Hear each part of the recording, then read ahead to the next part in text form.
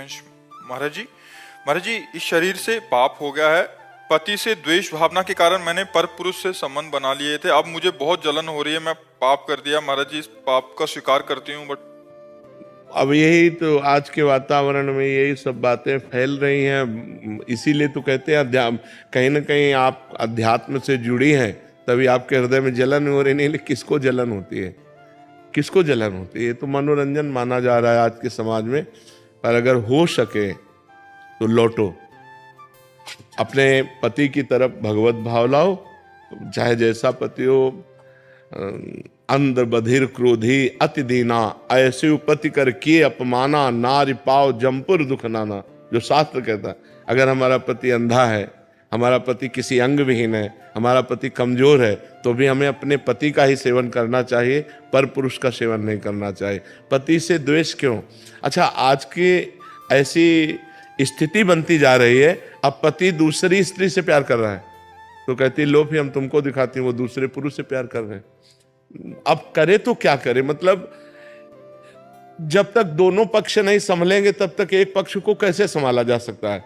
अब पत्नी देख रही कि उसका पति जो है वो उसके सामने किसी दूसरी स्त्री को लेके घर आ रहा है, अब वो क्या करे? समस्या, मतलब ऐसी समस्याएं पड़ जाती हैं कि कुछ अच्छी बच्चियां चलना चाहती हैं अच्छे से, लेकिन ऐसी परिस्थिति होती है, जैसे उसने कहा कि हम अपने पति के द्वेषवश, तो किन्हीं कारणों से द्वेष हुआ ना, तो उसको भी लगता है अच्छा तुम ऐसा कर रहे हो तो फिर हम ऐसा करके दिखाते हैं। लेकिन हमें लगता है हमें अपने चरित्र को पावन रखना चाहिए, चरित्र को दूषित नहीं करना चाहिए। अब भगवान की शरण में हो, नाम जप करो, नाम कीर्तन करो, आगे से ऐसी गलती मत करना। अगर पति के ऐसे आचरण हैं जिनके द्वारा आपको दुख पहुंचता है तो भले आप उस दुख को सह ले, लेकिन आप गंदा आचरण ना करें। हमें तो यही लगता है आप अपने जीवन को भगवान की शरण में रखकर पवित्र रखें, और अगर हो सके तो अपने प्यार से पति को वश में करें। ऐसा प्यार प्रस्तुत करें कि पति तुम्हारे अनुकूल हो जाए। ऐसा नहीं है, बहुत से बिगड़ेलों को स्त्रियों ने सुधार दिया, बहुत से बिगड़ेलों को सुधार दिया अपने प्यार के वशीभूत होकर। तो हमें लगता है हमें सुधरना चाहिए, गंदे आचरणों की तरफ हमें नहीं बढ़ना चाहिए। पति प्रेम ही भगवान की तरफ बढ़ा सकता है, व्यभिचार नहीं। व्यभिचार तो नरक ले जाएगा, पक्की बात समझ लो। पंडित विजय शर्मा जी अजमेर से। राधे राधे। राधे राधे महाराज जी। गुरुदेव, एक जिज्ञासा है कि शास्त्रों में आत्मा को नित्य, शुद्ध, बुद्ध, मुक्त एवं अनादि स्वरूप कहा गया है। यदि आत्मा अनादि है, उसमें कोई मल वासना या द्वेष नहीं है, तो फिर ये वासना, मोह, राग, द्वेष जैसे संस्कार उसमें कैसे और कब आए? हाँ, बच्चा जैसे स्थूल शरीर है ना, ऐसे एक सूक्ष्म शरीर है, फिर कारण शरीर है। कारण शरीर जो स्थूल और सूक्ष्म का निर्माता है, सतोगुण, रजोगुण, तमोगुण से उसकी सृष्टि है। कारण शरीर की त्रिगुणात्मिका माया के मिश्रण को ही कारण शरीर कहते हैं, जिसे स्वभाव कहा गया है।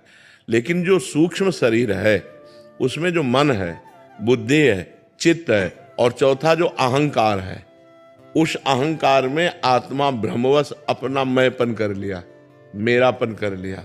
बस इसी से उसको जन्म मरण की प्राप्ति होती है। अब वो अहंकार विमूढ़ आत्मा करता हमिति मन्यते, यद्यपि वो निर्लेप है, निर्विकार है, अकर्ता है, फिर भी वो मैं करता हूं, मैं भोगता हूं, मैं देखता हूं। ये अंतःकरण के अहम धर्म से युक्त हो जाने के कारण, अंतःकरण में ममत्व हो जाने के कारण, अंतःकरण के अहम में मैं हो जाने के कारण उसको दुर्गति या सदगति भोगनी पड़ती है। उच्च लोकों में या अधोलोकों में जाना पड़ता है। पुण्य कर्म करता है तो उच्च लोकों में जाता है, पाप कर्म करता है तो अधोलोकों में जाता है, और ज्ञान प्राप्त हो जाता है, कर्ता हो जाता है तो अपने स्वरूप में स्थित हो जाता है। समझ पा रहे हो आप? श्री शुक्ला जी अयोध्या जी से। राधे वल्लभ। गुरुदेव, आपके चरणों में कोटि कोटि प्रणाम। गुरुदेव, अंतरात्मा की आवाज और कामना जनित मन की आवाज को कैसे पता करें कि अंतरात्मा परमात्मा की आवाज कौन सी है? विकट प्रतिकूल परिस्थिति में जो अंतरात्मा शास्त्र प्रमाणित आदेश करे वो तो अंतरात्मा की आवाज है, और जो इंद्रियों को लेकर भोगों की इच्छा प्रकट करे वो मन की आवाज है। जैसे आप किसी स्त्री की तरफ हेरें तो अंदर से आएगा गलत है, क्योंकि शास्त्र आज्ञा करता है पर स्त्री की तरफ दोष दृष्टि से नहीं देखना चाहिए, तो अंदर से आज्ञा गलत है, ठीक नहीं है। अब आप अपने मन की आवाज सुन लिए लेकिन अंतरात्मा की आवाज नहीं सुनी तो आपकी दुर्गति हो जाएगी। अंतरात्मा की आवाज शास्त्र प्रमाणित होगी, मतलब सत्य होगी, मंगलमय होगी। पर उसको वही मान सकता है जो नाम जप करता है कि नहीं, हमारा हृदय नहीं कहता मैं ऐसा करूं। और अगर कहीं भूल चूक से गलती हो गई तो जलेगा हृदय और दोबारा नहीं करेगा। तो अंतरात्मा जो भगवान की आवाज होती है वो शास्त्र प्रमाणित होती है, मतलब निष्पाप आवाज होती है, उसमें पाप कभी नहीं हो सकता। और जो पाप की आवाज होती है वो मन की आवाज होती है कि चलो ऐसा कर लेते हैं, चलो ये खा लेते हैं, चलो ये देख लेते हैं, चलो ये भोग लेते हैं। वो अंदर से वासना जो उत्पन्न करता है वो मन करता है।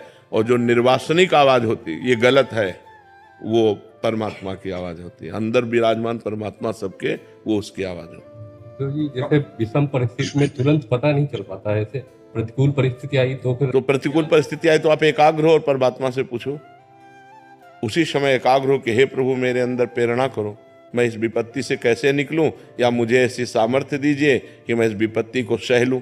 दोनों बातें। अगर विपत्ति आई है तो मुझे सहने की सामर्थ्य दो, या इस विपत्ति से निकलने की सामर्थ्य दो। भगवान से प्रार्थना करो, जरूर वो अवश्य सुनेंगे और किसी न किसी रूप में। मान लो आप अंदर की बात नहीं समझ पाते हो तो बाहर से किसी न किसी रूप में आके आपको समझा देंगे।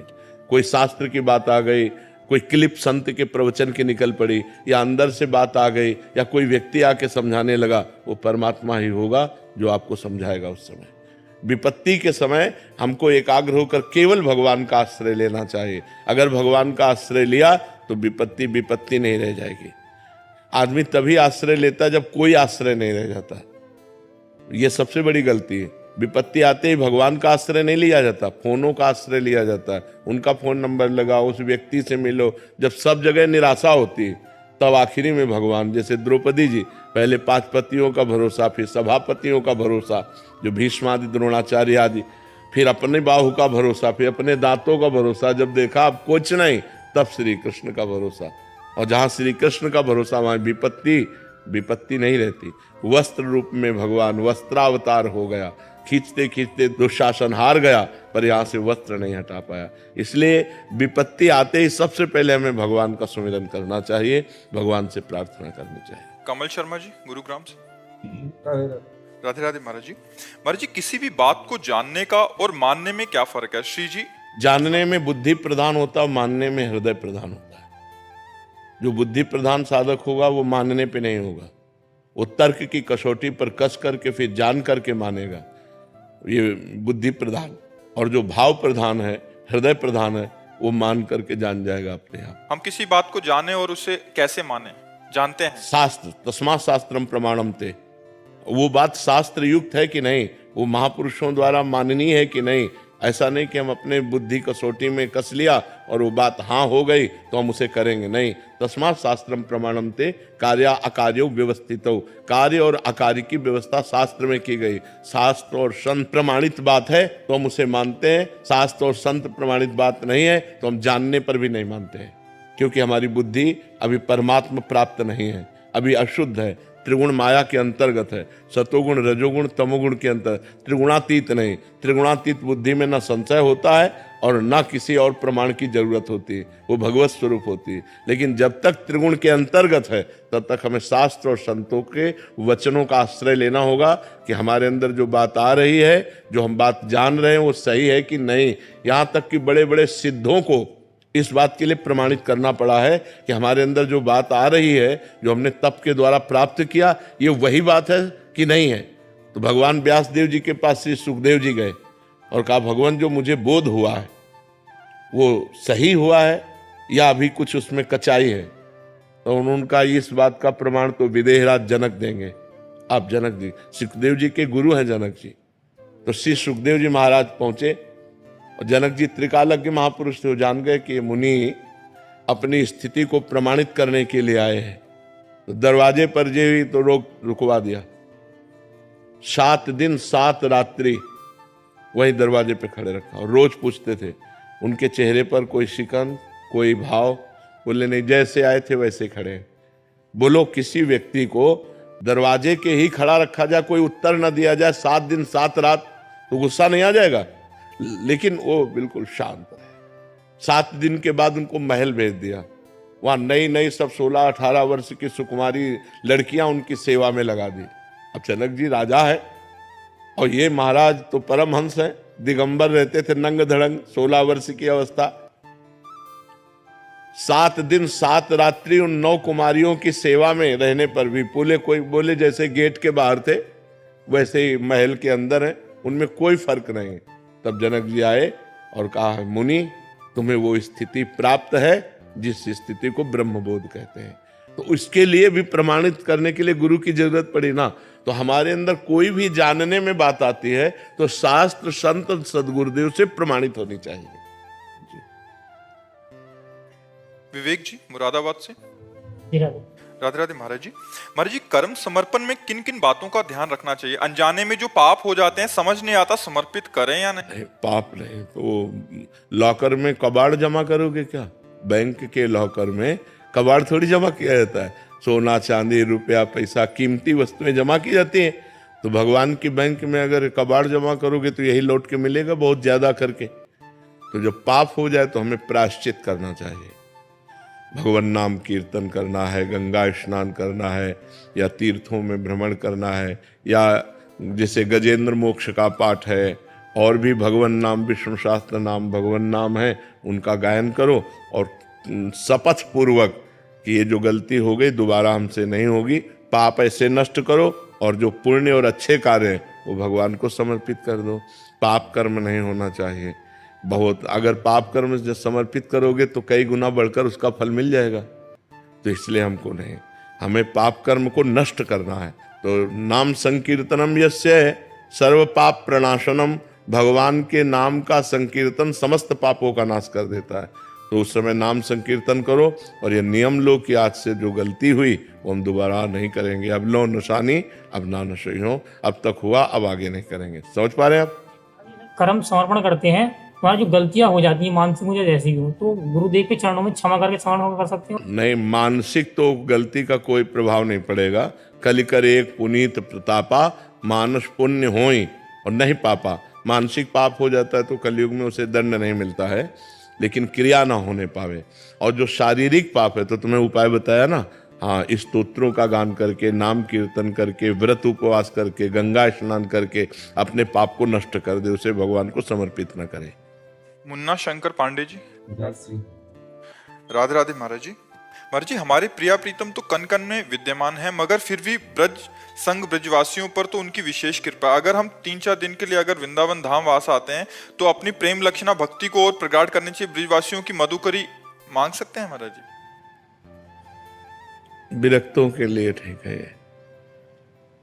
गृहस्थ ऐसा कर सकते हो कि 500 रुपए की सब्जी, दाल, आटा, चावल, घी लेके उनको दे दिया, फिर एक दिन भोजन पा लिया।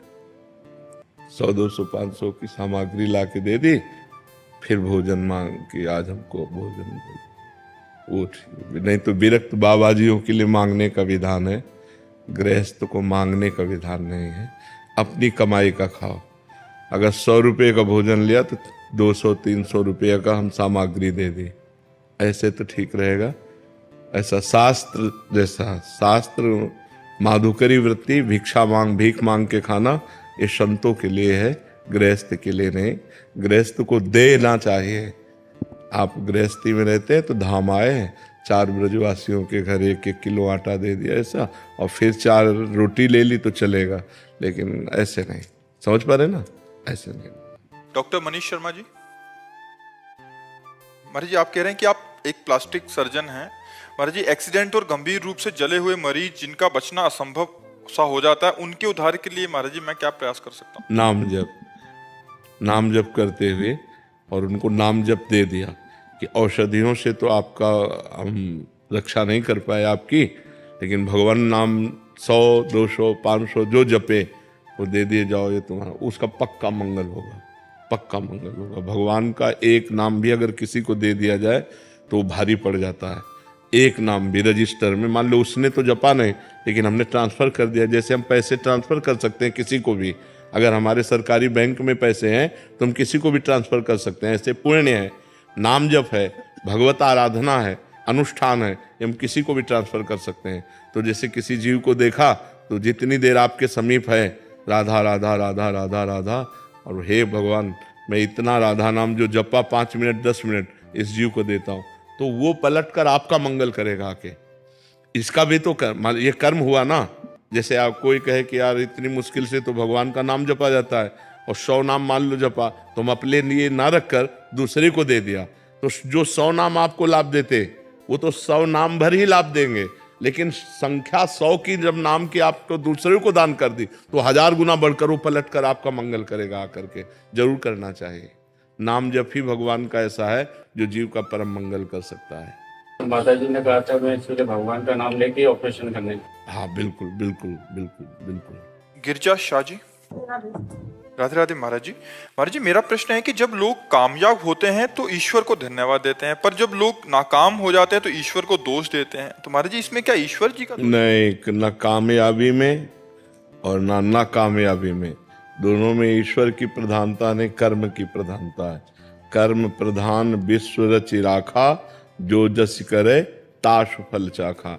यदि पूर्व में पुण्य प्रबल है आपका और इस समय आपका प्रयास है तो आप सफल हो जाएंगे, और पूर्व में पाप प्रबल है तो आप चाहे जितना प्रयास करें असफल हो जाएंगे। इसमें ईश्वर का इस कर्म प्रधान विश्व रचि राखा, जो जस करे ताज फल चाखा। कर्म की प्रधानता रखकर विश्व की रचना ईश्वर ने की है। अब आप जैसा कर्म करेंगे वैसा आपको भोगना पड़ेगा। अवश्य में भोक्तव्यम कृतम कर्म शुभाशुभम। पुण्य और पाप रूपी कर्म को अवश्य भोगना पड़ेगा। तो असफलता, विपत्ति, दुख, उद्विग्नता, चिंता, डिप्रेशन, ये सब पाप का फल है। और जब हमारे अंदर पुण्य का प्रभाव आता है तो सफलता, आनंद, सम्मान, ये सब प्राप्त होने लगता है। चिंता नष्ट हो जाती है, हर्ष होता है। तो हम अच्छे कर्म करें, बुरे कर्मों का त्याग करें। तो वर्तमान में जब हम अच्छे कर्म करेंगे तो पूर्व में जो पाप कर्म वो हमें भोगना पड़ेगा, अच्छे कर्म करते हुए भी। अब हमारा अच्छा कर्म चल रहा है, पूर्व का पाप कर्म चल रहा है, तो हमें दुख मिलेगा, लेकिन वो जब नष्ट हो जाएगा और ये कर्म लागू होगा तब हमें बड़ा सुख मिलेगा। तो इसलिए वर्तमान के दुख सुख को न देखते हुए हमें अच्छे आचरण करने चाहिए। हमें शास्त्र सम्मत पुण्य में, धर्म में कार्य करना चाहिए। डॉक्टर नीलमणि शर्मा जी, राधे राधे महाराज जी। ध्यान करते वक्त भगवान के कौन से चित्र, अंग या लीला का ध्यान करें? ये तो अपने आसक्ति का विषय है कि हमें राम प्रिय है, श्याम प्रिय है, हमें भगवान का कौन सा रूप प्रिय है, तो अपनी प्रियता की बात। सब भगवान समान सामर्थ्य वाले हैं, एक ही भगवान तो सब रूप धारण किए हुए हैं, लेकिन ये अपनी प्रियता की बात है कि मुझे राम रूप प्रिय है, मुझे कृष्ण रूप प्रिय है, मुझे नरसिंह रूप प्रिय है। जो रूप भगवान का प्रिय हो उसका ध्यान कीजिए।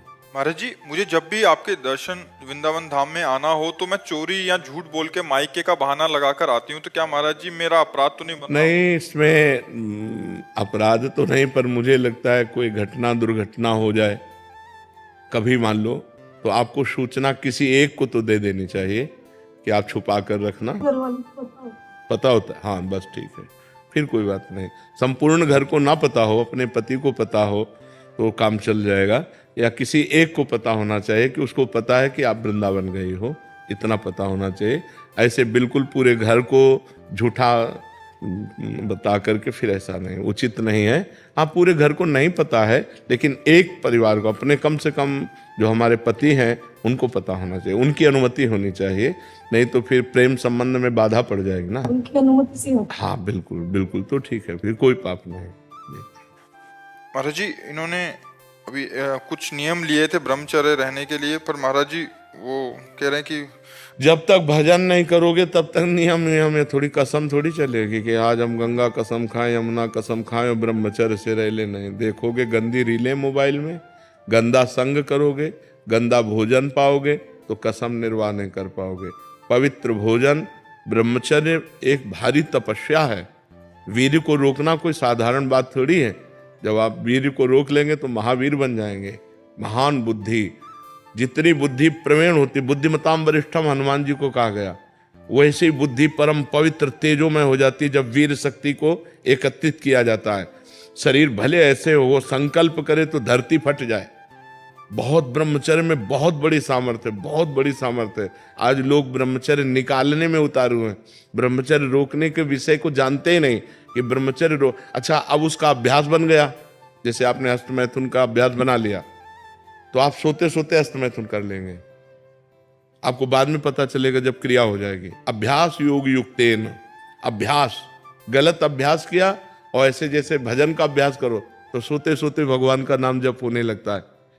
हम अच्छा अभ्यास करें तो सोते सोते होने लगे। सोवत हो रसना रटे राधा कृष्ण सुनाम, सो रहे हैं और नाम चल रहा है, क्योंकि अभ्यास किया। ऐसे सो रहे हैं तो गलत आचरण, कसम क्या करेगी। महाराज जी को समय से नियम आपकी कृपा से सुधार हुआ है, लेकिन दिन में तो नाम मंत्र के बल से बच जाते हैं, रात में सोते समय ऐसा हो जाता है। क्योंकि हम बता रहे हैं ना, अभ्यास गलत हो गया ना, अभ्यास गलत हो। भगवान से प्रार्थना करो किसी तरह रोको। ये ऐसा वायरस है कि इसकी आज तक वैक्सीन नहीं बनी, और ऐसा वायरस है कि कोरोना से भी बढ़कर पूरा जीवन नष्ट कर देता है। छोटे छोटे बच्चे इस वायरस के शिकार हो रहे हैं, बड़ों की तो बात जाने दो। और अब ज्यादा सहयोग मिल रहा है मोबाइल से। बच्चे सर्च करते हैं, गंदी बातें देखते हैं तो उनको आवेश आता है, हस्त मैथुन के द्वारा आवेश शांत करते हैं। बहुत हानि है, बहुत हानि है। कोशिश करो। महाराज जी क्रिया तो आपकी कृपा से रुक गई है, लेकिन आयुर्वेदिक औषधि का सेवन करो, किसी आयुर्वेद वैद्य से मिलिए। कुछ ऐसी औषधियां आती हैं जो शरीर को पुष्ट करती हैं, वीर्य को पुष्ट करती हैं। धीरे धीरे अंतराय बनता चला जाए, 1 महीने बाद फिर 15 दिन और बढ़ गए। तो ग्रस्त में रहते हैं तो एक ही कमरे में कभी तो उसमें अब देखो, पत्नी के संयोग को तो शास्त्र आदेश करता है, धर्म पूर्वक महीने में 1 बार, जो हमारा शास्त्र आदेश करता है, महीने में 1 बार पत्नी के संयोग का, जब वो मासिक धर्म से युक्त होकर पवित्र हो जाती है, उस सप्ताह में, पवित्र सप्ताह में फिर ये संयोग का शास्त्र आदेश करता है महीने में 1 बार। वो कोई पाप नहीं है और उसमें आपके शरीर की कोई हानि नहीं है। लेकिन हस्त मैथुन कोई कोई तो कई बार दिन में करता है, ये सब हानिकारक है। आप केवल इस पर आ जाइए कि महीने में 1 बार पत्नी से संयोग कीजिए और ठीक ब्रह्मचर्य से रहिए और औषधि लीजिए जिससे स्वप्न दोष आदि ना हो या हस्त मैथुन आदि ना हो, तो संयम से चलिए।